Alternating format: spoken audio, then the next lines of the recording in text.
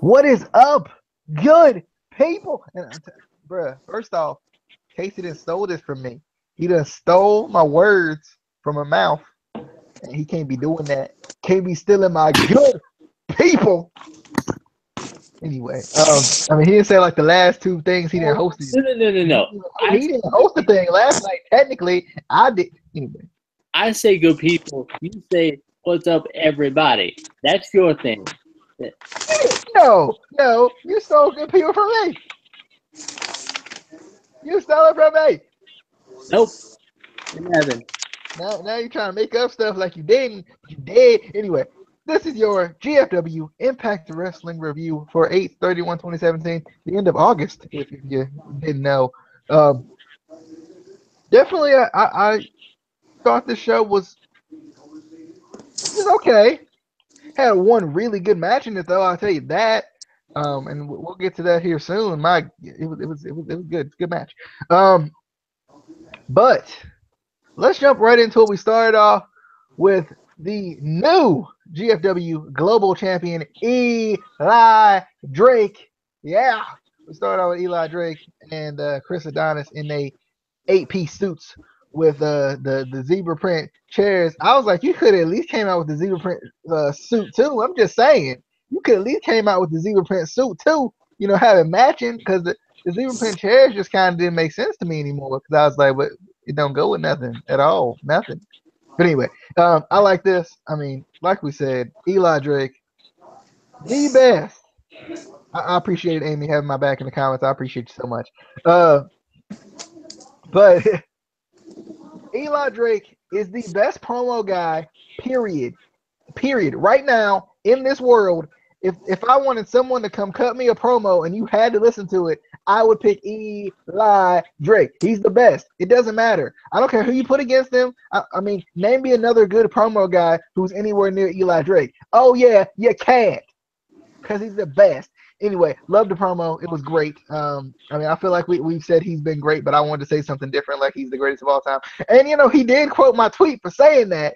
I didn't say the greatest of all time, but I said he's the best promo guy right now, and it's true. But definitely like the promo. Love Eli Drake as champion. Anything that puts Eli Drake in a spotlight, I want it. I want it right now, and I love it. I think it's great. I thought it was a really good promo. Even Chris Adonis came in there, and then he said some words, and they was kind of just words. And then Johnny Impact would come out, and he kind of trying to stake his claim, at being the global champion. And I liked his part of the promo too. It wasn't Eli Drake level, but I still liked it though. I like him kind of saying all, basically, I like him coming out and talking about his accomplishments and everything, like, and I like when they do this because, sometimes I feel like, and I hate to say compare this to WWE, but I'm going to anyway because I can do what I want. It's my show. But I feel like sometimes with WWE, you don't always get, this is what I've done. I've done this. Like, they're just like, he's been around the world and stuff. And I'm like, but what exactly? Like, give me some specifics, man. I need some specifics. Specifics. Anyway, Eddie Edwards would also come out and be like, I loved when Eddie Edwards said that he is below him. Well, he didn't say that exactly, but he said basically you're below me because I've been world champion. I was like, Eddie Edwards is a monster tonight. I think Rabbit Eddie Edwards then took your beast, the monster, the animal. He took the monster out with the mic tonight. I mean, it wasn't great or nothing, but I mean, I like the little jabs he was throwing. And then Rabbit's boy, I mean, his boy, Jim Cornette came out and made a tag team match. It was Chris Adonis and Eli Drake versus Eddie Edwards and Johnny Impact. Still hate the name. Winner would be the number one contender for the global champion, basically. Like the promo, that was good. There was a lot of parts, a lot of moving parts. I did think it was weird that Jim Cornette mentioned Matt Sydal and there was no like citing of Matt Sydal until way, way, way later. To me, that was just weird. I was like, why did he even mention Sydal if he not gonna put him in the match or not gonna be like, if none of y'all win, then Sydal gets like he mentioned him, but there was no reason behind it. And I was like, why are you doing this, Jimmy? Jimmy. I don't call the man Jimmy. Anyway, Rabbit, thoughts on the opening promo, Eli Drake's first promo, I guess you could say. Yes, it's his first one. Even though he shouldn't even be in no match right after he win a championship. This was good promo.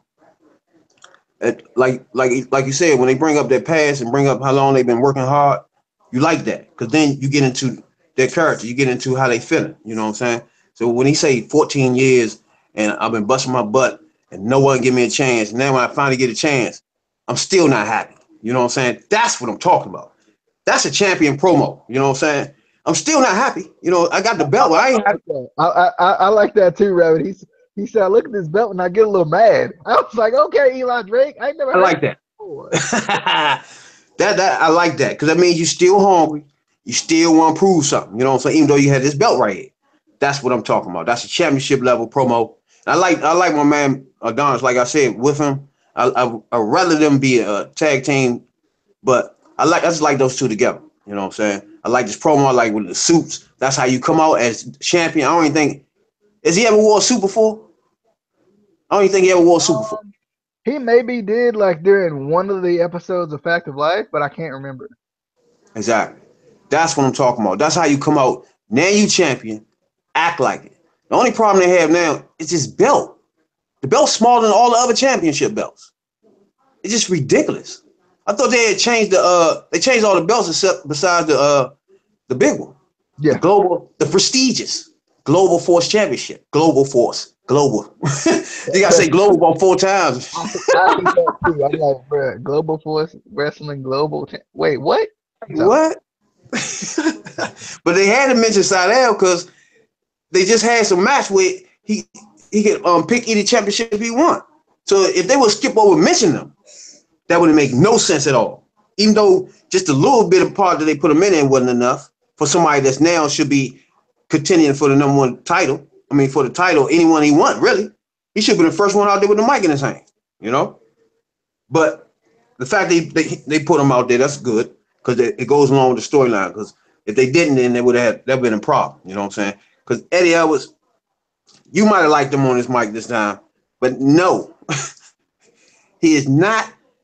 The mic is trash with him, man. He had a nice line, but he didn't deliver it right, you know. So some of his lines could be better if it was somebody else delivering them, you know. So he need to work more on being comfortable with the mic. He too stiff. It looked like he timid. Looked like he holding back, and it's like he's scared about what he about to say now. You know what I'm saying? You can't be like that. You gotta let it go. You look too timid. You see how Johnny Impact come in the joint first night. He don't look timid on the mic. You know what I'm saying? It's just a straight flow. Straight flow on the mic. He's nice on the mic too. That's what I'm talking about. When you grab the mic and just on fire, you know, off the break. Eddie Edwards is still, he don't got gas in his tank yet. You know what I'm saying? Still trying to start the car up as far as his mic work is concerned, you know? So he way behind with his mic work. His partner is a little farther than he is. I think that comes from working with my girl. But other than that, we got Cornette when he set the match off the break. It was a good way to set the match because now it starts an angle where which one of them really won it. You know what I'm saying? Because reality, one person could just block the match off and just went one-on-one and try to pin whoever was in the ring. You know what I'm saying? So they can get the number one title shot. So once you put those stipulations on it, where which one of those pin them, they get the shot. That's money in the bank. I love that, right? That's a nice match, nice angle, a nice way to start feuds.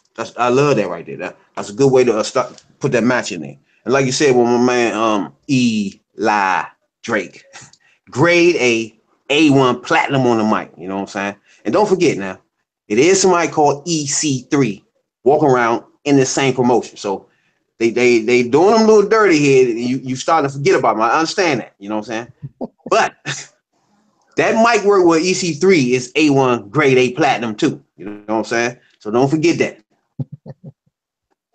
Drake, That's true. this is time right here. Well, This that's is true, time. and that's the only person I can put up there with Eli Drake. To be honest, That will be the only one.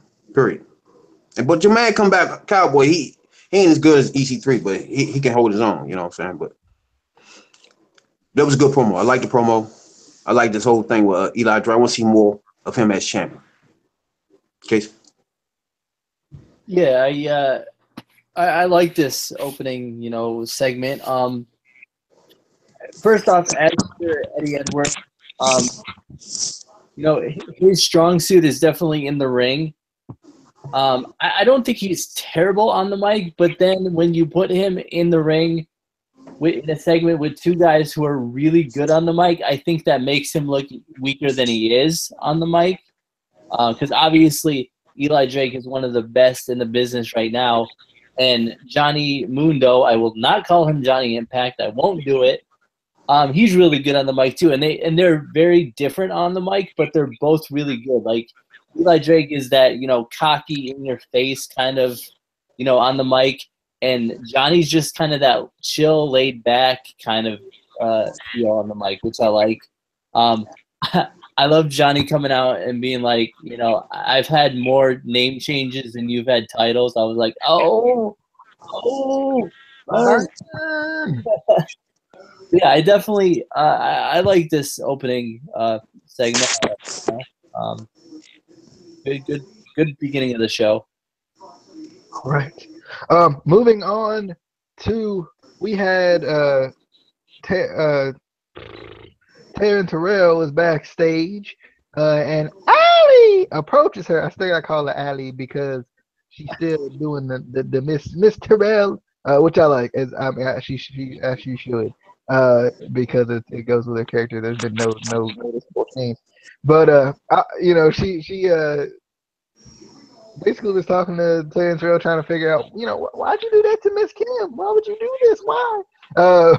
And Terrence Terrell, she said, I've been thinking about it, and I got a message to send to Miss Kim, and I want you to help me send it. And she cocked her with an elbow, a forearm, right to the face. Then she hit her with the beat down. She can't do it like that. I mean, Allie, she just a messenger, kind of. You ain't gotta do her like that. She don't deserve. That ain't right. That ain't right how they do. That ain't right how they do that. Yo, rabbit. Yeah, this promo this segment. I like this segment right here, man. I'm glad that turned too hot. Terrell is back. You know what I'm saying? This segment right here was nice, man. As far as a segment where you got mic work and physicality, it was nice, man. Nice elbow. All that was crisp.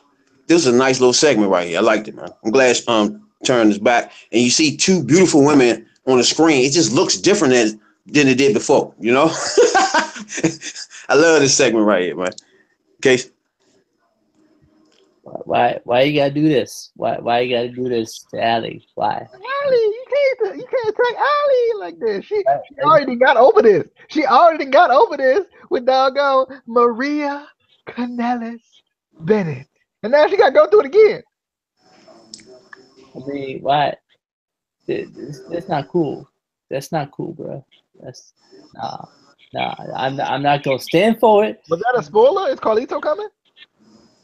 He gonna come. He gonna do some good lucha things.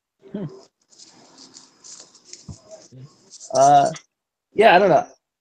I hope this sets up something between the two, but I feel like it's not, because I feel like they've set up a bunch of things with Allie, and then never really fell through with them. Like they've started things, and then I feel like they started the thing with Maria Kanellis Bennett, and then they left, and now it's kind of like I want them to actually do something with Allie that keeps the storyline going. Except not have her be attacked by people, because that's not cool. Don't do that. That's not nice. Anyway, I thought she had a storyline with my girl that was with Abyss. Oh, Rosemary. Well, we ain't seen Rosemary. But we know what happened to Bro. Oh, that's an issue I have coming up on this show. We'll talk about that. Well, because we haven't really seen Rosemary anyway, so I'm not. That's kind of an issue as well. But moving on, we got Ohio versus everything. The Chris brothers going up against Mario Bokara. Why can't I say this man's name? Bokara. Sorry, I can't do it. It's not that difficult. It's like 3 syllables, but still. And Falaba, my boy. I love this man. I love this man so much. I need more Falaba. I need Falaba every single week. If you ain't seen Falaba, you got to go see him. Go look him up.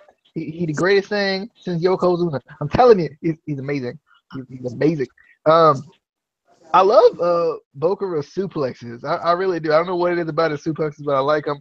And I'm a big fan of OVE's tag team maneuvers. I always like tag team maneuvers in tag team matches. I think we all like tag team maneuvers in tag team matches. That's how tag team matches work. But still, like I don't know. I just like OVE. I like them a lot. Like we said before, I feel like OVE. I like kind of the yin and the yang aspect. They're kind of different, but they're the same because they're brothers, but they're different. I like it. I'm a big fan of OVE, and this was kind of their biggest test. I felt like, and I think they look good. I still wish they would book Mario and Falaba a little bit more consistently because I feel like they kind of get lost a little bit and they shouldn't because they should be a pretty good tag team in the division.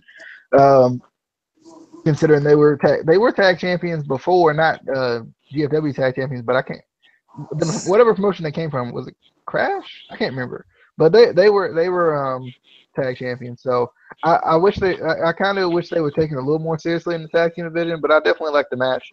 I thought it was good. Rabbit, thoughts on OVE versus everything? I mean versus Bakara and Falaba. Yeah, I ain't like this match at all, man. And I don't like this tag team at all. I don't see nothing special in this tag team at all. Nothing. They just like jobbers being glorified to me. If to me, the time you spending on these guys, you can put on Falaba and Calm. Put them two together or something. It'd be better than these two. This tag team is a waste of time, man. I don't see nothing in the future for this better than what's going on now. I don't see nothing special about them. And then the matches is just nothing. You know what I'm saying? Just, I mean, the finisher is a kick high, kick low. I mean, that's nothing special, you know. Then they small on top of that, you know. So where we going with this? You know, they ain't doing no power moves in there. It's nothing that's scary, you know. So anybody with size standing there with them, it's good. I mean, come on, man. This right here is a waste of time. This tag team is a waste of time on the screen. I see if you had a second show, you can play around with people like this, but not on a main show. And this all you have is 2 hours, and not really that. You got commercials, so you got to put people on here that make sense, and there's athletes and that's want to be seen. You know what I'm saying? Not somebody that's nah. This ain't gonna work at all. These two, they can put a plug on these two for real. For real, it's not going nowhere with this at all. So. This was a waste of time. I ain't like this match at all. I did like followed by cross body joint because anybody that's short and big, when you see that cross body joint, them things look pretty, man. Anyway, that big, it looked like that hurts, man. That's serious business. But other than that, man, you need to see more followed by. You know what I'm saying? You got to put people on the screen that's, you know, that jumps off the screen. These two do not jump off the screen. They even got masks on and they don't jump off the screen. You know, so they gotta do better than that. Chase. Well, I think too, and I'm excited for Katie, Chase, Cassie. You got 3 names now. I'm excited though to hear Casey's rebuttal because I know it's gonna be the exact opposite of what Rabbit just said. But I feel like with the whole Ohio versus everything thing. I feel like they maybe should have like started attacking everybody first. And that may just be me because I like the Ohio versus everything and they going against everything. Just me. Anyway, Kate?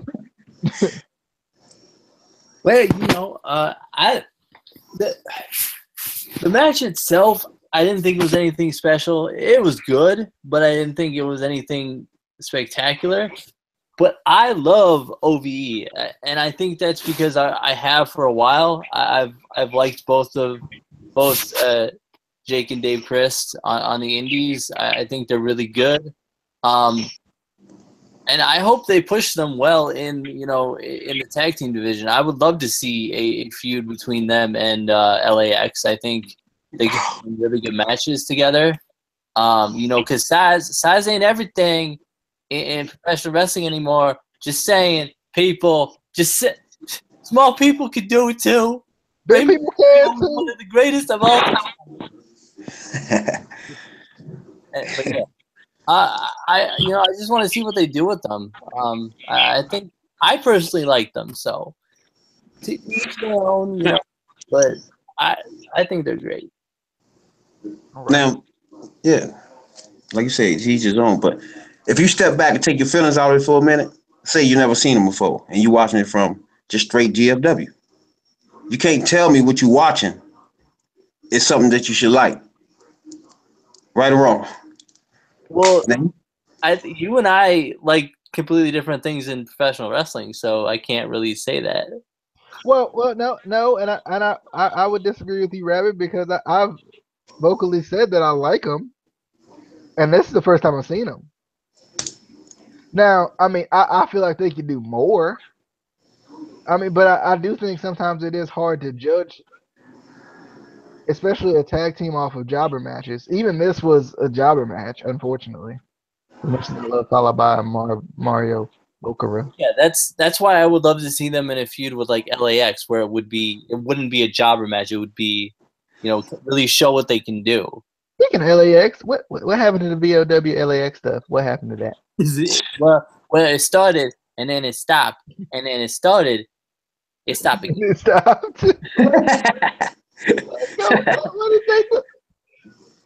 Moving on, we gonna move on before I get frustrated. We had Jim Cornette, and he was in his office with Moose, and he was kind of talking to him about the AAA thing, which I absolutely hate that they're promoting. Obviously, they don't know things we know now because it's pre-recorded, but still, like, it just frustrates me that it's being promoted. Irks my nerve. Anyway, she ruined that whole promotion for me. I feel like, in my opinion. Anyway, I like this segment though. He was kind of talking with Moose about being invited to Triple Mania. E3 comes in with the Grand Championship. Is like, I beat him for that. You know that, right? And he was like, but you got your best champion right here. Why ain't he invited to the AAA Triple Mania? Triple H Mania A Triple. Anyway, he was wondering. He was trying to figure it out. And Jim Cornette said, well, you're going to be busy with a Grand Championship match against one of AAA's top competitors. And I ain't going to say I forgot his name, but I know EC3 in the Grand Championship match coming up soon against one of AAA's top talent. Rabbit. Yeah, it was somebody junior. Was it Garza? I don't know. It was some junior at the end. I know that. I like this segment though. I like at the beginning. No, it ain't Phantasm. Yeah, well, yeah. What? Ha! I got it right. What was it? It was Phantasm, right? Okay, yeah. But I like this. I like the segment because when they was talking back and forth, Cornette said, "Well, you got big problems on your hand anyway. You got to worry about Lashley. He's still mad from last week." Yeah. I like that. He was like, "Yeah, he's still mad from last week." That was right before EC3 came in. But I like that though. I like the segment. Case. Okay, this is a segment that pissed me off on multiple levels. Okay, first of all, I understand pre-recording. I don't have a problem with that. But you need to schedule it correctly. This episode should have been last week because they're talking about, Triple Mania coming up this weekend. That was this past Saturday. So they fucked up on that. And then, this is why I hate Jim Cornette. He straight up stole, you didn't know, your ass better call somebody, your road dog, who is working for WWE right now. Like, it wasn't even subtle. He straight up, really? I actually like that. I did. I laughed a little bit when he said it. I mean, I liked it, but it's like, dude, really? You're straight up stealing something from somebody else that I don't know. I could see a lawsuit from that from WWE, to be honest. I I agree. I noticed that too, and I just kind of knew that. Like I mean, I knew that it was last weekend. I mean, I guess if you don't watch AAA, you wouldn't know. But like, I feel like they could have done better on that somehow. Um, I thought it was kind of weird too that they were like, coming up this weekend. I'm like, wait, it was just last week though. I remember. And plus, I think it wouldn't have been as big of a deal, to be honest. Though it wouldn't have been as big of a deal if the whole Rosemary situation and Sexy Star situation wouldn't have happened, in my opinion. I think that's why a lot of people knew about it. And I'm sorry that I don't remember the guy's name, but I apologize that I called AAA the Indies. Sorry, I'm not that sorry, but I wanted to apologize because I felt like I offended you, and I don't really feel bad about it. Wait, was that the guy in the comments on a video? Yeah. He told me. He said that AAA is very big in Mexico. It is the top promotion, one of the top promotions. And I said I don't live in Mexico, and I didn't even feel bad about it. Yeah, he said AAA is the biggest promotion in Mexico, and I was like, I think it's the MLL. I was like, well, I don't live in Mexico, so anyway. Um, moving on. If I can figure out which segment we was on. Moving on, we got Petey Williams, the in-ring return to singles action after 8 years. Yeah, Going Yes, indeedy. Caleb Conley. bruh. What I do? Why they got to put him up against Caleb Connolly? I know, right? They just wanted a good match. That's all it was. But I thought it was weird that they were playing up the Canadian Destroyer so much.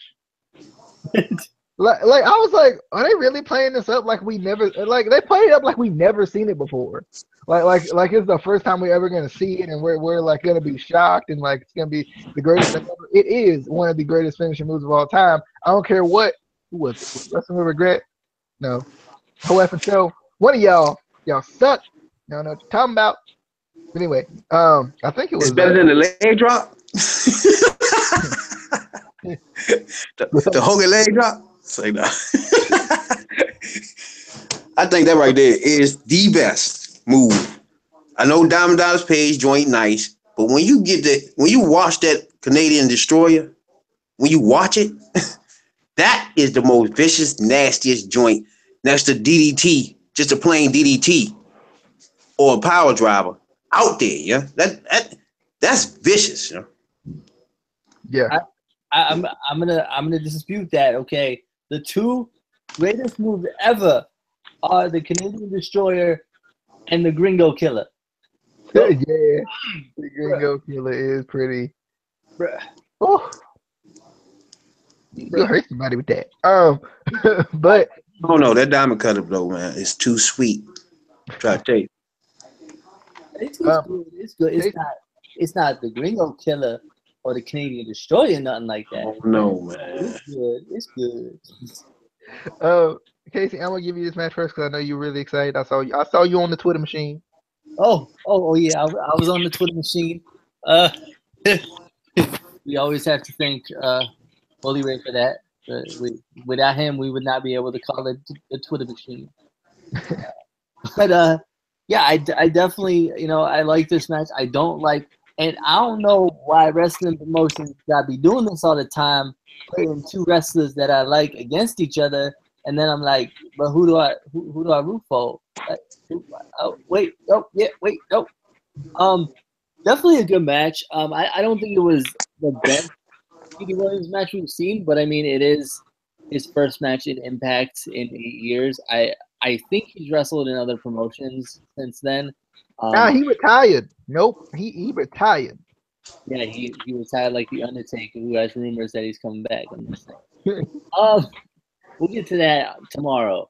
But anyway, I thought the match was really good. I still don't understand the whole teaming of Caleb Connolly and Trevor Lee. They from North Carolina, dang on it. The Carolina boys. I mean, me and Kurt Angle from Pennsylvania, we don't hang out on the weekends though. Like, bro, That means you're not cool enough. you're right. You're probably right.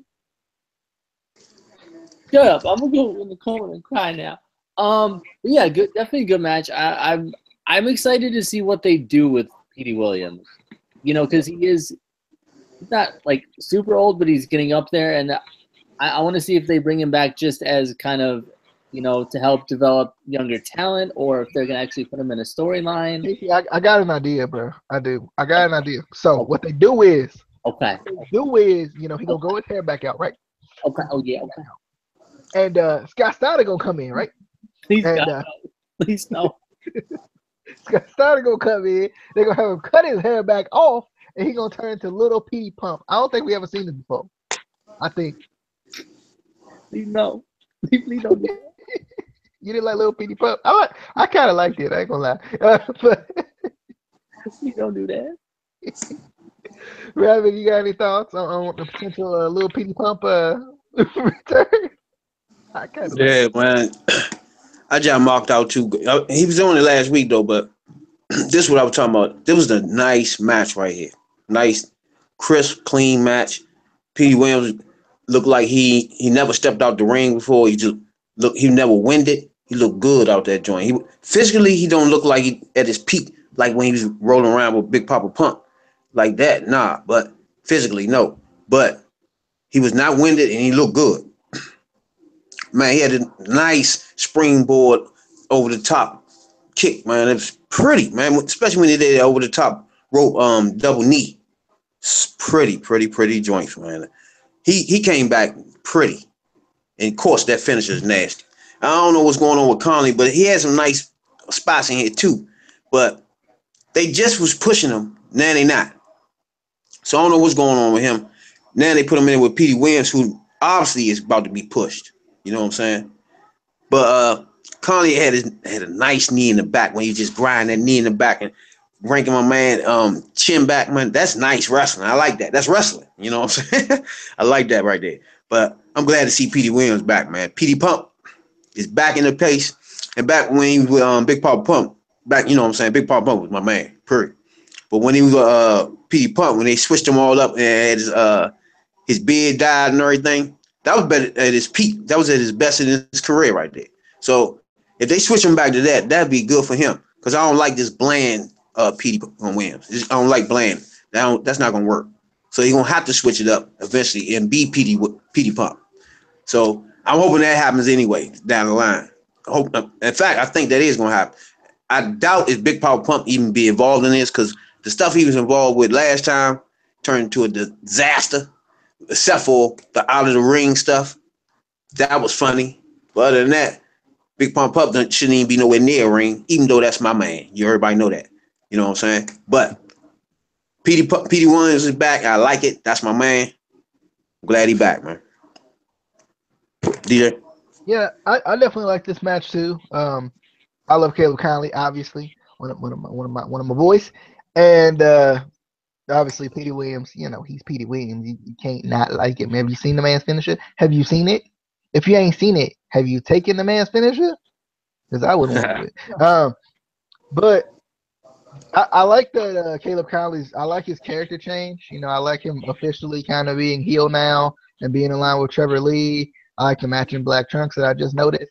But I mean, I also like that Caleb Conley is also changing his moveset to go along with being a heel as well. Like I definitely like that. He wasn't doing as much like high flying and as much like, you know, anything you can do, I can do better type stuff. It was more like, you know, smash mouth type stuff, which I like. This is a good match though. I definitely liked it. I'm excited to see what they do with Petey Williams. I really don't know what they're gonna do with Petey Williams, but I'm excited for it. They got a tag team match next week, so that'll be good as usual. Moving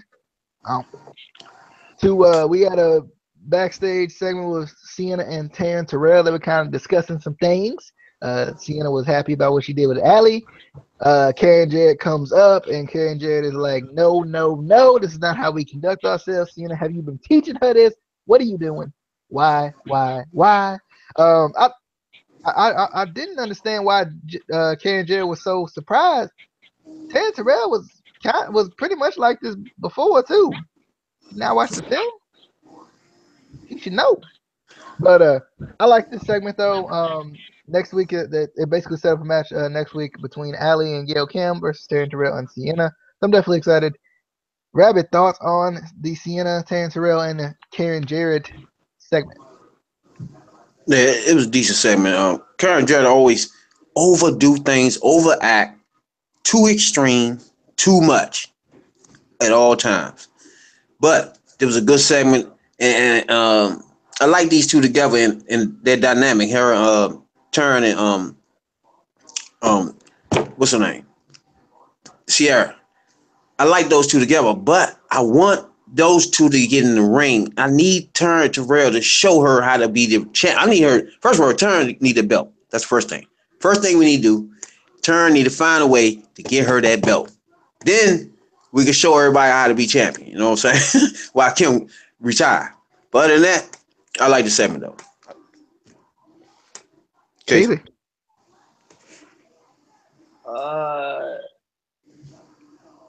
I don't know. I thought this segment was kind of boring, just basically to set up a tag team match next week. I think the match is going to be good next week, but I don't know. I could have gone without this segment. But you still watched it. You could have gone without it, but you still watched it. Because it was on my TV and I was too lazy to fast forward. Bruh. But moving on, we had when we started out, Richard Justice was backstage. He was standing by. He was standing by as he normally does. He was doing his squats, keeping loose, and I don't know who this man was. This is some random dude that take names for the ring announcer.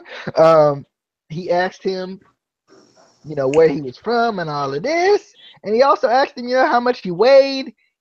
He said he weighed about 205. I think that might have been a shot at WWE, ironically. Like, I don't know why. It just that number just makes me laugh. He said 205. The man looked at him like he was out of his mind, and he said 215. Same. I mean, I can see it. It's all muscle anyway. We had Richard Justice came out to the ring. He didn't know what he was doing. He was lost. He was like, "Are you sure you want me out here? Like you sure?" And he went to the ring, and then he met his opponent. Congo Kong came out there, and he made sure Richard Justice ain't gonna be standing by no time soon. He killed him. I don't think Richard Justice really got any offense in. He tried the shoulder block. He did. He learned that from Cena. He couldn't do it that well though. And he ran into Congo Kong's fist, which is the funniest move I've ever seen in my life. It's the greatest thing ever. I love it. I was freaking dying at this match, watching Congo Kong hold his fist out and Richard Justice just fall down. It was hilarious. And then Congo Kong finishes him off with that patented splash that I love so much. I love this man so much. Congo Kong is the greatest. He's my favorite, which I feel like I said that like 3 times, but I don't care. He's my favorite. He's my pick, as I say. But I thought Fallah Bahh was your favorite. You know what? He my favorite. He is. He my pick, as they say. Richard Justice even tried to hit the squats in the match. It didn't work though. But Richard Justice cracks me up. I love this man. But after the match, Congo Kong continues his attack. Mahabali Shera comes out and saves the day. He knocks Congo Kong out of the ring. Congo Kong just is still standing. And we're going to have Shera versus Kong, which I'm kind of excited for because I'm a big fan of I like to dance. I like to. That's his real name. Let's be honest, guys. Come on. But I like this though. It was good. It set up the Shera.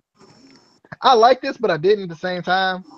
Like a little bit of me thought it was a waste, but then again, like I like that they're starting the Shira Congo Kong stuff, so it's kind of one of those things where it's like I don't know how to feel.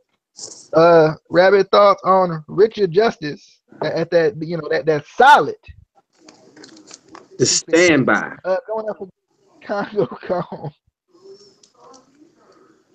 I like when they introduced my man. He was like, from parts unknown. They say, he claims he's 215 pounds. That was Nelson said though, man. It was funny, man.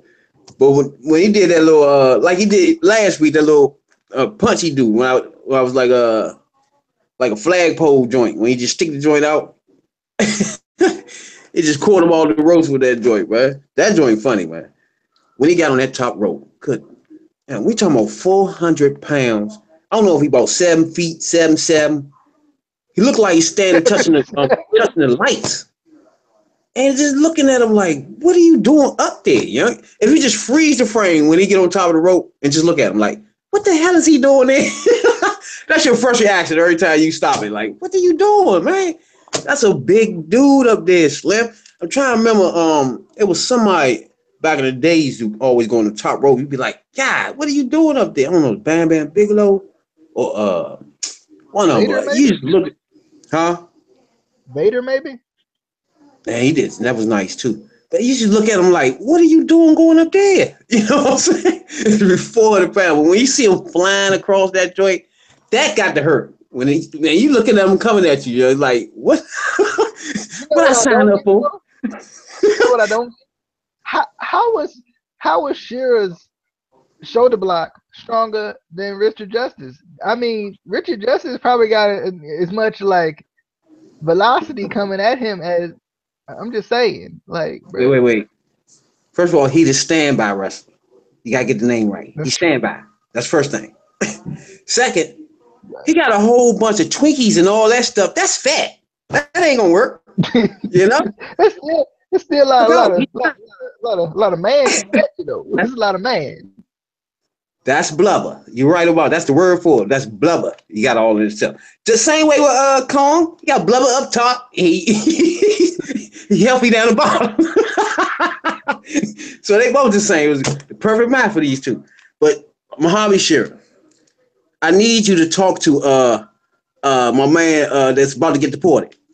Because this is what I'm talking about. You left the plan around the dance with me and all this stuff you was doing and all that nonsense. You got a little long hair, you got your hair wet. Now you think you got a little beard. Now you're serious. You know? This is what I'm talking about. Now you're gonna make some noise. And then he looked like he ready to go. You know what I'm saying? Physically. So that's what I'm talking about. About to get deported? You gotta pay attention to this stuff. All that playing, this ain't for that. You know what I'm saying? You know, you need to go to Backyard Bob's Wrestling to do all that dancing and want to play and all that stuff. When you get to the professional league, get serious. Now, sure, he's serious. He ain't that same playing around type dude. I don't know, Rabbit. You better not do a dance. Did he dance? Grado got the hottest chick in the game. Don't do it. Bro. Grotto. Or wear his fanny pack, I should say. Again, Grotto, straighten up, get serious. You know what I'm saying? You can't wrestle anyway. So I don't know if him getting serious will even help him. You know? So, but getting serious will turn the corner for you, you know? You gotta be serious out here, man. But yeah, I like Kong, man. Kong, that's my man. I need to see more of him. Okay. I love this man. Richard Justice is the greatest of all. Would you say he's the greatest standby wrestler of all time? I would dare say that he is the greatest standby wrestler of all time. Got to see, yeah, he is. And I would also say that he needs to form a tag team with Grado. Don't do it. Don't. Of all time. Don't do it. Tag team championships right there. I love this. I love the backstage segments with Richard Justice. I love the guy coming up. He's like, how much you weigh? 205. He just stares at him. So great. This is just funny. The segment, the match. Why they got to do it like that? Why they got to kill him like that? I loved him running into Congo Kong's fist. I thought that was hilarious. But they ain't got to kill him like that though. Nah, why? No, it's okay, Richard. You gonna come back. You gonna form that tag team, and you go right for the titles. I can see it. Yeah. Yeah. We got a Johnny Impact interview that I don't want to talk about, and we got LAX in the clubhouse, which I also don't want to talk about. Is it because you didn't write notes about it? Agreed. It's true. But let's talk about the match of the night. Period. Match of the night. Low-key versus James Storm. Good freaking match. Good freaking match. I loved it. It was great. I don't know why, but I did. I loved it. I love the freaking when James Storm went to slingshot him and they hit him with the Warrior's Way. Bruh. It was beautiful. It was probably the greatest thing I've seen all night. I loved it. That was awesome. I love the way these two work together. I like James Storm in this match. He hasn't been around for a while, but I definitely liked him. Even the parts when LAX got involved, like it still worked. This match was just really good. Like there was a bunch of false finishes, which I wasn't really expecting.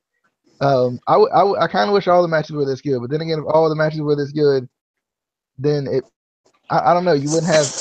I don't know, like it's kind of weird. Like I wish all matches were this good, but then again, I feel like you just can't do that. It's just it gives away too much. I feel like, but anyway, this was just a really good match. I was surprised. I didn't know who. It was kind of like one of those situations where you didn't know who was gonna win, because everybody kept kicking out of everything.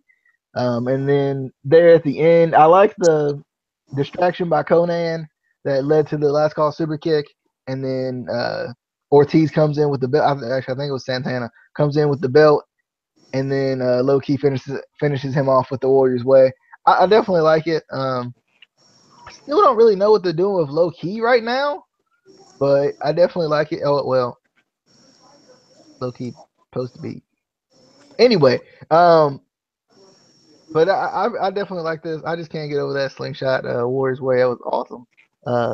But Rabbit, thoughts on low key versus James Storm? Yeah, that Warrior Way was nasty. It was a good match, man. Cowboy always get good matches, and he hasn't been in the ring in a while, so you're expecting him. The beginning of this match was real slow and sluggish, and low key was kind of slow and sluggish in the beginning of this too. He had a lot of lazy pins, and some of this stuff he kind of tipped his head a little bit. He don't normally do that, you know what I'm saying? Whenever you see somebody lay down on a lazy pin, you know what's going further, you know what I'm saying? Because he just ain't tried to pin him, and he normally don't do that. So he was a little lazy at the beginning, but man, towards the end, this match picked up, and it was nasty, man. We had Cowboy with a nice neck breaker, man. He had a nice Russian leg sweep after the neck breaker. It was nasty, man. And that last call joint, first of all, the hell back up. He lowered the beast key, but that last call kick should have been over. He did get up quick. Next thing I know, he on top rope. I'm like, hold on, what? I thought he just got smacked with the leg. You know what I'm saying? Everybody heard that. Everybody in this gym heard this man just get hit with this last kick, not even 10 seconds ago. How the hell is he on the top rope about to do a Warrior's Way? So that right there was nonsense, even though that's my man. You know what I'm saying? But there's no way in the hell the beast key should have been up that quick after that last call kick. You know what I'm saying? That thing was pretty. Gave us the sound effect. It was on the money. That was pretty. He should have been stretched out a little longer than that if they're gonna continue this thing. You know what I'm saying? Good night. That was pretty. But low key, you know he, my man, off the break. Nice spin kicks, nice double stomps. And when he got you grinding, he got the little fingers in your ribs, just grinding the ribs. That's wrestling. I love that. You know what I'm saying? That's the stuff you got to add in there, man. You got to let people know, okay, this hurts, man. You know what I'm saying? If somebody's sticking their finger in your rib while they got your arm stretched, you know what I'm saying? Nothing you can do, that hurt, man. You know what I'm saying? So when you watch stuff like that, you got to have all these wrestling things, these little things that people can see and don't know and got to have in their mind, is this hurting this person or not? Because you can't have something where you got, that's why I say you got to have kayfabe off the break. Kayfabe is a must. You got to have it where the person sitting there, they're going in knowing these people are acting, or they already had a script ahead of time. So what your job is to have them confused, thinking, did that really hurt him? You know what I'm saying? Did he try to hurt him for real? You got to have them the whole time thinking that. You know what I'm saying? And when you have them, somebody bent up and just poking them all in, you have them sitting there like that got to hurt. You know what I'm saying? Fake toss somebody over there and they take the landing good and all that. You watching with your eyeballs, somebody fingers and somebody ribs. You know what I'm saying? And your first instinct is that hurt. You know what I'm saying? So that's what I'm talking about. The little things about wrestling, professional wrestling, that some of these wrestlers don't have, man. That Low the Beast Key and wrestlers like him got, man. You got to have these wrestlers on your roster because you're gonna lose the whole wrestling thing. You gotta have people that know about professional wrestling, the kayfabe, the whole thing. You gotta have people on your roster, just like Low the Beast Key. But there was a good and Cowboy, come think of it. That's why this match was so good. You know what I'm saying? At the end, it started off sluggish. I'm thinking that because Cowboy haven't been in the ring in so long. You know what I'm saying? So that's probably why it started off slow. But at the end, it was just a nice match. You got to look at this match because it was nice at the end. That last call was so pretty. I still say low-key she'll be still laying it now. While they talking about the bar's closed, man. Get up. There's no way you're supposed to get on the top rope. Case. Next segment, I didn't watch this match. How'd you not watch it? You are the worst wrestling fan I've ever seen. I thought he loved Cowboy. Cowboy? Cowboy? Never forget. Never forget. But he didn't look like, he looked good though. He didn't look out of shape or anything like that. So, you know what I'm saying? It looked like he's ready to move on in the storyline. But what would they do with him? You know what I'm saying? There's nothing you can really do with the Cowboy right now. You know? I want to see what plenty of time to watch this match. Like plenty. No. Even Dave Meltzer says he can't watch everything. Does that make him not a real wrestling fan? Huh? He's not. He's right. not. Yeah, terrible opinion. Moving on to we had Braxton Sutter and Allie backstage. You know, Allie had the ice pack on her head. I was hoping she'd take it off so we could see if there was actually a bump under there and how they was gonna do that. Cause you know they was talking about that with the bump. But Brother Junior tries to come up and you know she just want to make sure she all right. He just want to make sure, you know. And see, and I get it, Braxton. You know, but Braxton, you know, he like nah, bro. We don't need you right here. No, get away. We don't need you. We got this. If you don't get away from me, you're gonna be in worse shape than she is. I like this though. I thought this was a cool little segment. And now I get it. I get why he was so mad. Dude, Garza Jr. forever ripping his pants off. I understand now. I get it. That's what it was. He ain't jealous. He just Garza Jr. just can't be coming over here ripping his pants off for no reason. I get it. I understand. Like at first I was like, man, why he so mad, man? But now you know what? I get it. Then we had Jim Cornette commenting on the America's Top Team involvement and all that. You know, Jim Cornette's no nonsense. You know, you can't. They better not and not. I like it. It was good. I like it. It was Rabbit, thoughts on Braxton and Allie and the Cornette Top Team segment thing. Yeah, I understand why Garza Jr. even came in there. I felt like Main Man felt like, what are you coming here asking? What are you doing? You know what I'm saying? What made you come here and ask my girl, what are you doing here? I mean, first of all, he had a girl t-shirt on, but we're gonna let that slide. Then he gonna get up and say, he said something to him. Oh, you don't have no business coming talking to her like this or something, he said. It's like, what? You're supposed to win at this dude off the break. Y'all wrestlers. You know? You know? As soon as he said that, you're supposed to win. This, if that was Ric Flair, you know what I mean? Chops he would have had to his chest by that time. By the time he finished that sentence.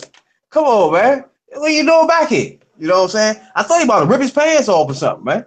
I'm like, what is going on here? Yeah. But the top team joint, that little segment they had, I like it. I like that right there where he was screaming back and forth. I like that segment. I don't know if this is a segment where you talking about with Jeff Jarrett and was in it.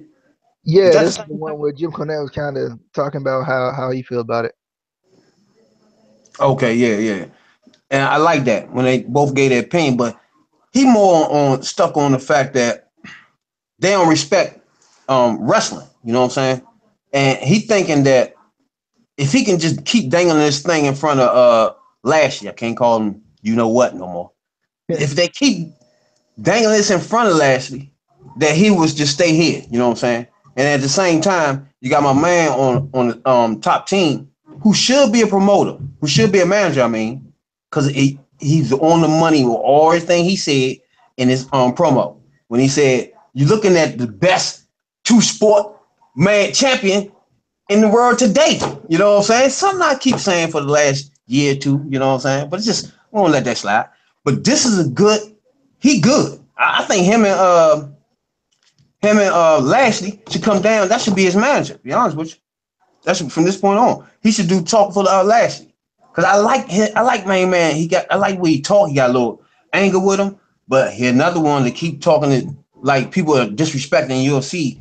The problem with people with UFC, they too sensitive for some fucking reason where they think that everybody's down in the joint on every angle and stuff. It's like you taking everybody's sport and putting it in one, and then you're looking at the sports that you took one by one and then talking down on them. You know what I'm saying? It doesn't even make any sense.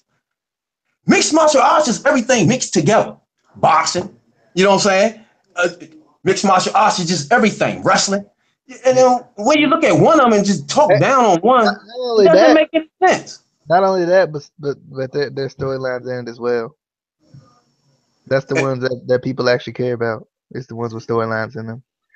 Like, why do you think people like to see Chael Sonnen versus Anderson Silva? There was a storyline behind it.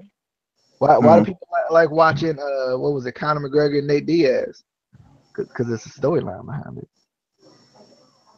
Yeah, they're good with them storylines. That's for sure. But the top 10, this joint right here, I just think main man should be more on screen with Lashley, talking more. Cause I just like his argument. He just way they argue back and forth, him and Cornette. It's perfect, man. It's just perfect. And then I just like the fact that he ain't showing no respect for wrestling, first of all. So people in wrestling got to come around and stand up for wrestling itself. Cause he's talking like, man, this ain't nothing, man. Lashley, you wasting your time with this nonsense. Look at this guy. Sadell, whatever his name is. So he was talking. Like, you gotta deal with people like this. Come on, man. You're a champion. You know what I'm saying? To me, that's good heel talk. You know what I'm saying? And at the same time, Lashley is stuck between, he don't know what to do here because he like mixed martial arts, but he like professional wrestling because he know he can do this for the next 20 years. You know what I'm saying? You know, he can do this right here for the next 20 years easy, 15 at least. He can still be in this business doing something, you know? But in mixed martial arts, it's not some guaranteed. He can be out the next week, you know what I'm saying? So and then he's not sure about the money. He's sure about the money in wrestling, you know what I'm saying? So it's a personal decision that people are looking at from their own angles, trying to make them come their way. I like it. I wish I can call him what y'all know I called him, used to call him. I wish I can call him that. But I like this right here for Lashley. Yeah? I like this whole angle. Okay, first of all, I don't know if y'all know this, but this man tried to charge me $5 picture. It wasn't even a picture for me. It was for my co-host DJ. I was just trying to be a good friend and get for this man. And then he's like, yo, $5. I'm like, no. I went over to Sanjay Dutt. I got a picture with him for free. Why you ain't send it to me? Why? They on my Facebook, fool. You said if you would look. But anyway, yeah. So that man was there. So obviously I didn't like that. The thing I don't like about the America Top Team thing, and this is probably just one of the things that I think too much into with wrestling, which I shouldn't do. Well, this is one of those storylines that just kind of, if you think about it too much, it defeats it destroys the whole logic. Because if people came in and attacked your, employees, whatever, logically, why would you invite them back not once but twice? Like, bruh, why wouldn't they be banned the first time? Like, it makes no sense. It just doesn't make sense. And I don't know where they're going with this. I mean, is Lashley going? Is he staying? I don't know. What's the good part? You don't want to know where he's going. I do. I want to know where he's going. Staying. That's the point. You ask for unpredictability, then they give it to you, and you're like, oh, I want it to be predictable again. I want to know. Terrible. I want when I want it. Terrible. Anyway, let's move on to Grado planning his surprise. Well, it wasn't a surprise. He got a surprise while planning his wedding. He was planning his wedding with his girl, Laurel Van Ness, and Joseph Park. And they was going over the guest list and stuff. And Joseph Park asked, she said, we're from Victoria. And he said, Victoria, like in the United States version, right? She was like, nah, Victoria, Canada. And the looks on Grado and Joseph Park's faces was hilarious. I love these two so much. They're the greatest. And then we got the video package on Taya Valkyrie. Taya Valkyrie? This man can't say his name. I said the last name right. Just can't say the first one. Taya Valkyrie and Pagano. And I don't think it's Chuck, though. I don't think it's going to be Chuck. But Pagano. Casey, did you have any? I'm switching up. Screw it. Casey, did you have any thoughts on the segment here? The two segments. Well, the one segment and two video packages. So the three segments technically. How many segments we talking about? I don't understand. I mean, is it 1? Is it 2, 3, 7, 4, 87? I don't know. Anyway, yeah. I love Joseph Park. He's like, he asked Grado who he's inviting to the wedding. He names off all these people. You know the one he named off? The Honky Tonk Man. The greatest Intercontinental Champion of all time. I won't go mention that. I tweeted that and I tagged Amy in it, and she ain't said nothing. Because she knows I'm right, because he's the greatest Intercontinental Champion.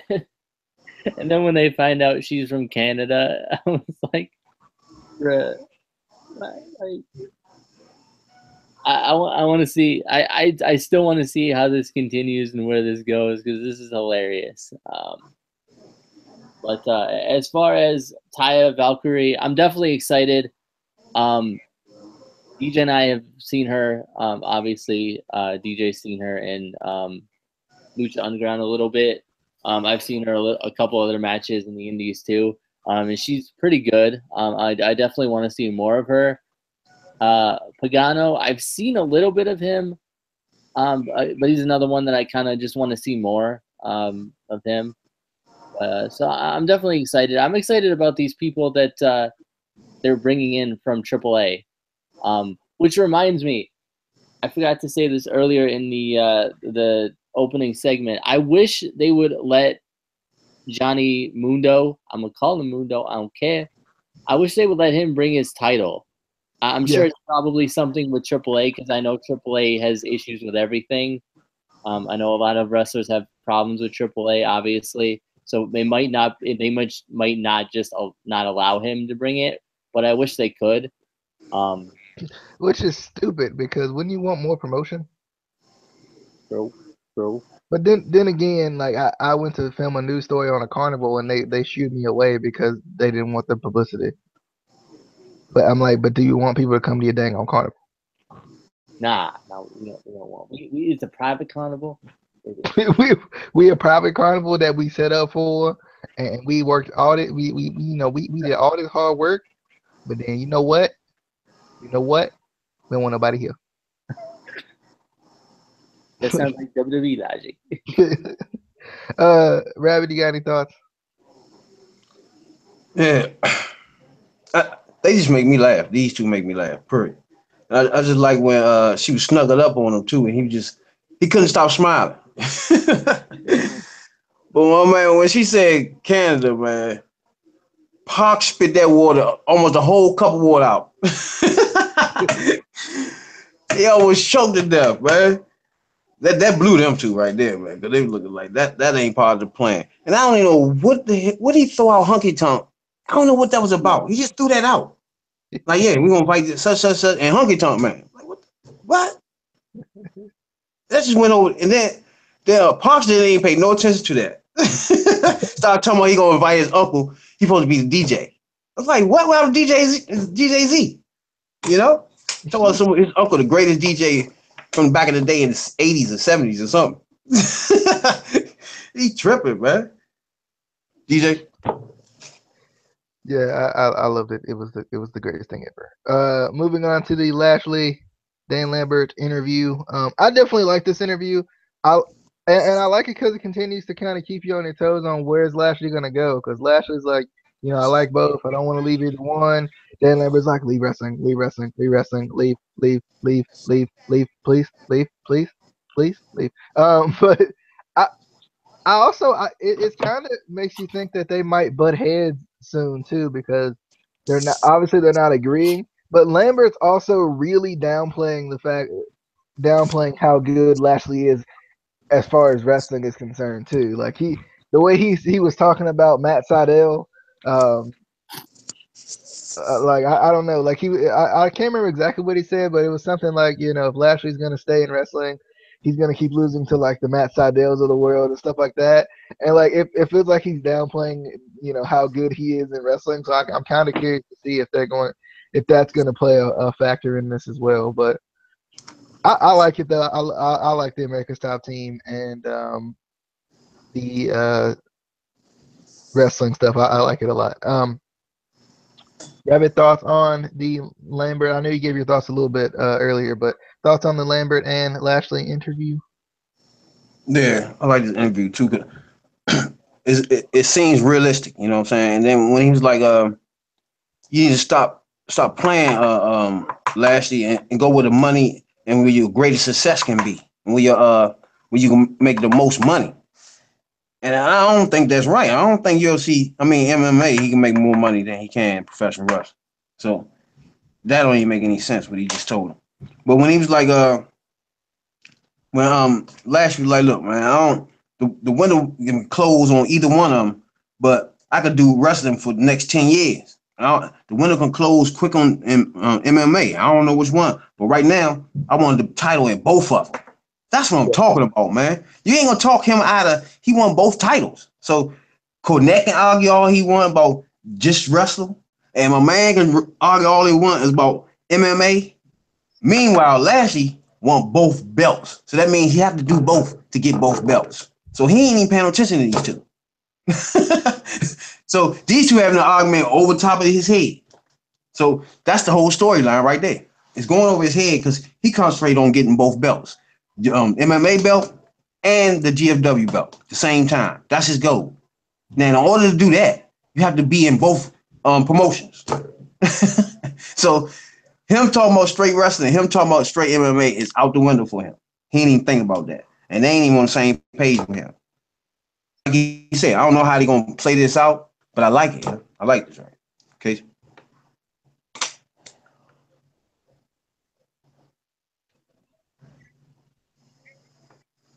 Casey? I didn't hear my name, so I wasn't sure. I was confused. I was all lost and Chase. Sorry, I forgot. Hey, Rabbit, that's what it is. It's Chase. Sorry, Chase. I, Thoughts? I hate it so much. So much.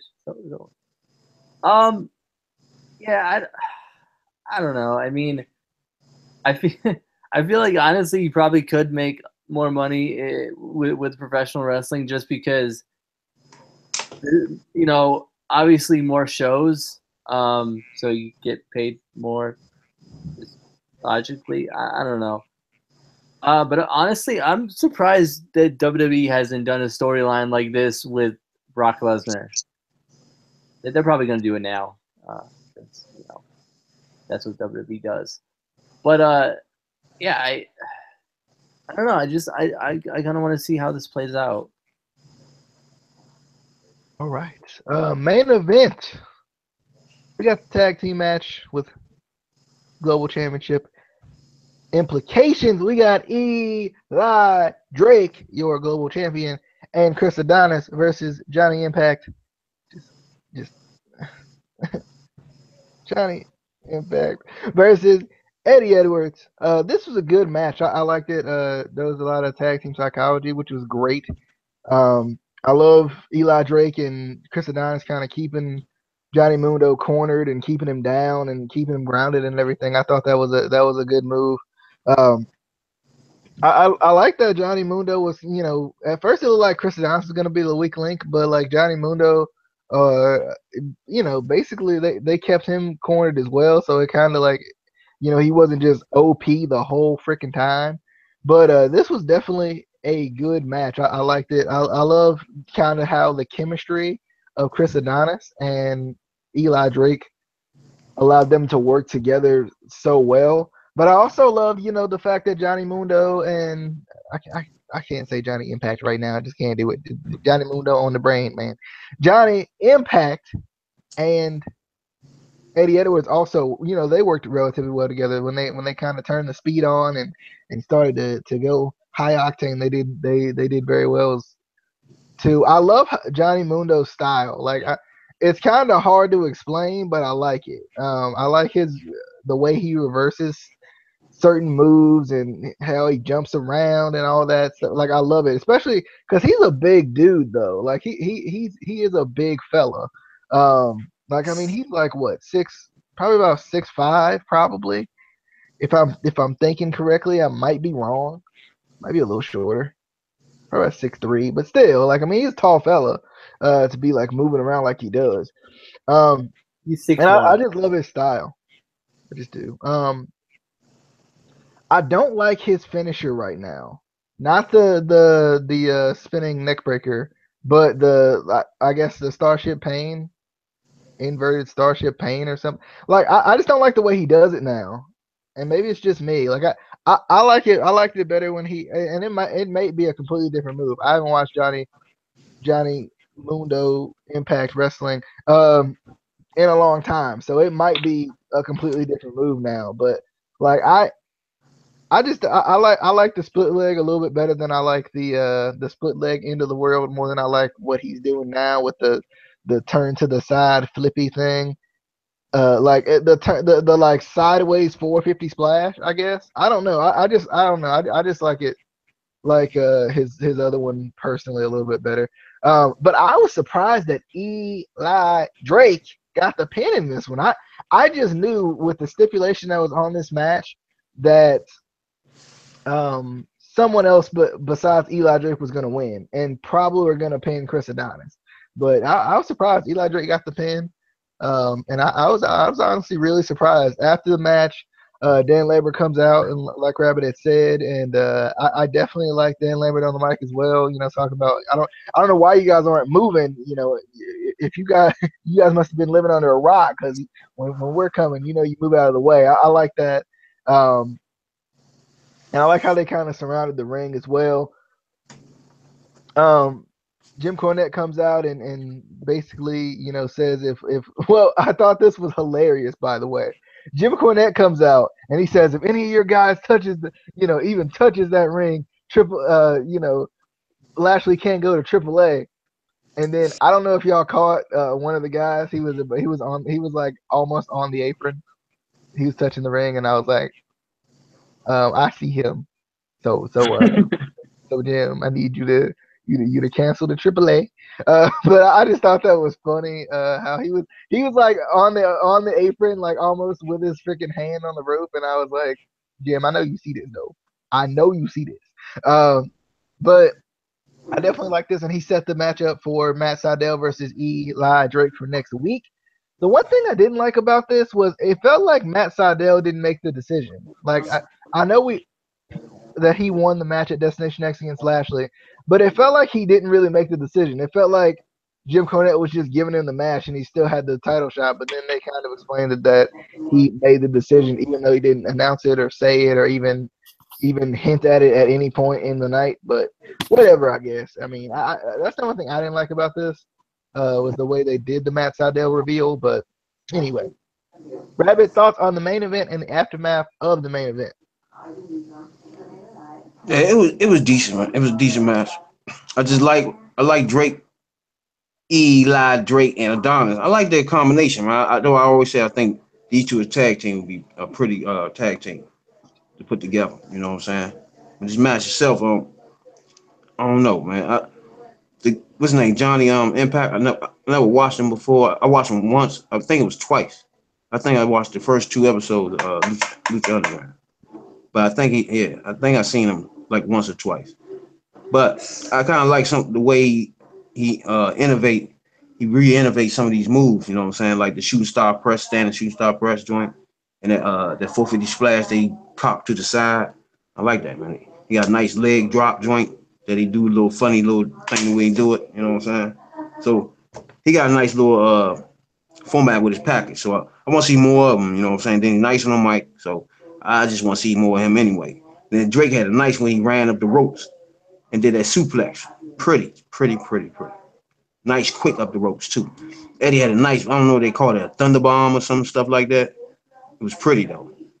Well, Eddie had nice with the chops, man. Beautiful chops, just those crisp Benoit chops. He be nice with them joints, man. And then Drake and Adonis had that nice tag team suplex too. So, and Adonis had a nice shoulder block. So I want to see just show Adonis and Drake tag team, man, a little more. Because at the end, when you had Lashley come in with the top team, like my man said, he said, I don't know if you watched our videos or not. So I don't know if y'all want to be standing there when we come out. You know what I'm saying? I like that right there. That's good stuff right there. He ain't bumming on the mic or nothing, man. That's why I say I don't know. I think he should come out more. He's flowing on the mic, easy. And then when Cornette kept threatening Lashley. See, that's the only way that they holding them back. That's the only way they get to come in with Lashley, because Lashley's held responsible for what they do. So that's why the only reason they let them come back and forth, because they with Lashley, and Lashley is with the MMA, and that's his trainers. So if he come in and bring them in, he held responsible for what they do. That's why Cornette always say, all right, if he do this, he ain't gonna be able to do this and that and that. If y'all do that, you know what I'm saying? It's all on Lashley. He can't go to Triple A, and he can't go to Mexico and all that stuff. If you do that, so that's what's holding them back.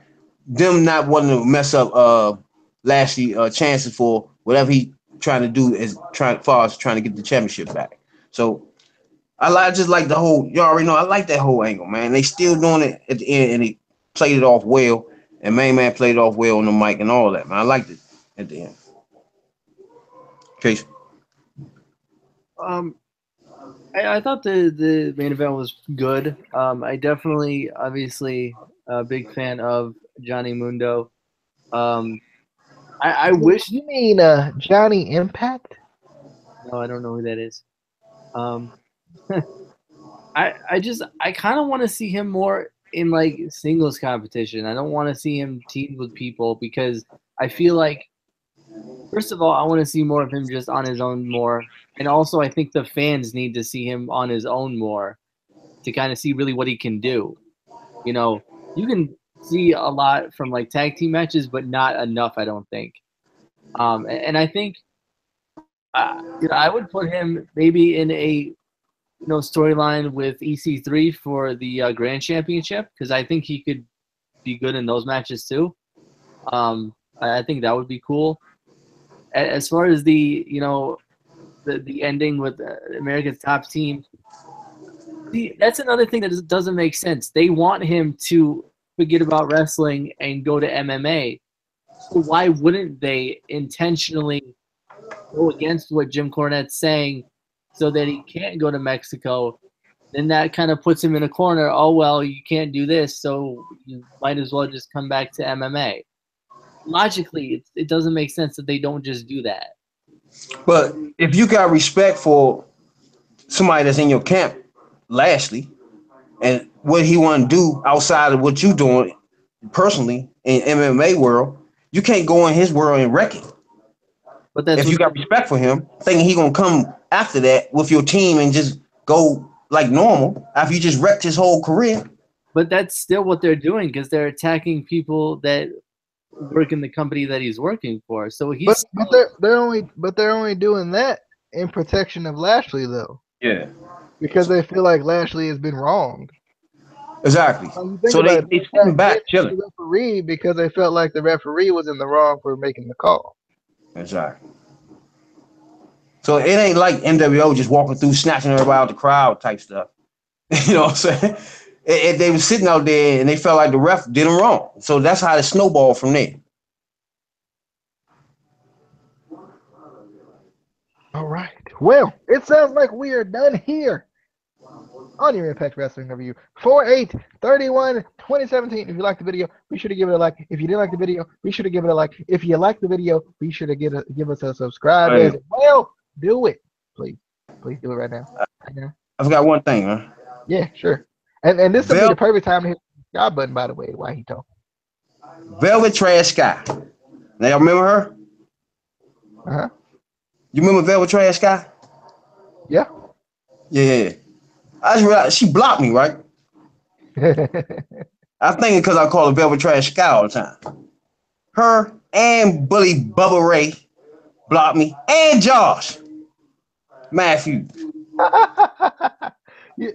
You know, I mean, it happens. You know, when you the GOAT, you know, you gotta block certain people. You gotta put the block on.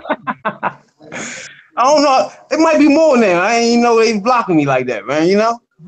I mean, I did. I blocked a couple people. You know, I'm part of Team GOAT. So sometimes you just gotta do what you gotta do. You gotta block some people, and so you can keep moving forward. You know. I need to find out what other wrestlers got me blocked, man. But anyway, I hope we do hope you guys enjoyed. Be sure to hit the subscribe button for us. Give us a like. Follow the Facebook page. It's in the description. I put it in there purposely so you can find it and you can like it. So be sure to do that as well. Hope you guys enjoyed. Tomorrow, a very important announcement. Listen, right now, turn your ears back on. Very important announcement. Tomorrow, the Instant Classic Wrestling Podcast, episode 3. I want to say 4. It's 4. Is it 4? It's 4. We moving fast. This man don't know how to do the math. Shut up. It is 4. Shut up. Anyway. Yeah, I missed that Rosemary joint too. Yeah. Is it really 4? Anyway, episode 4. I'm confused. Episode 4? Yeah, episode 4. But anyway, hope you guys enjoyed. We really do. We will see you guys next time. This was ICWP review. Impact Wrestling. I'm going with it. Impact Wrestling. Shut up.